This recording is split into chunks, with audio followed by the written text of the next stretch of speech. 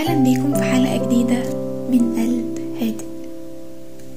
النهاردة هنتكلم عن الحب، بس مش أي حب، عن اللي بيبدأ من جواك لما تحب نفسك الأول وتكون في سلام معاها. ساعتها بس تقدر تحب غيرك من غير ما تضيع نفسك. عمرك حسيت إنك بتحب بزيادة لدرجة نسيت نفسك شوية وبتحاول تخلي كل حاجة تمام علشان العلاقة تكمل، بس في النص بتحس إنك برضو مش عارف ترتاح؟ عارف يعني إيه تحب حد بعمق؟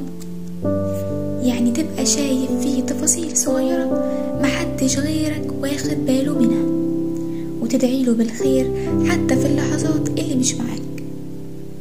بس ساعات بين الحب والخوف بننسى نفسنا، زي إننا نسكت وقت الوجع، نبرر كتير ونخاف نزعل اللي قدامنا.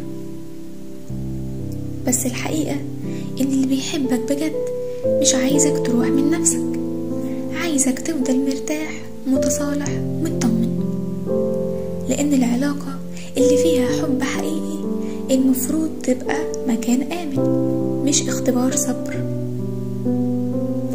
العلاقة اللي بتكمل مش اللي مفيهاش مشاكل، دي اللي فيها اتنين عارفين يفضلوا هادين جوه العاصفة، عارفين ان الكلام ممكن يوجع بس السكوت بيوجع اكتر، وان بين الغلط والصح دايما في مساحة اسمها احنا لسه بنتعلم.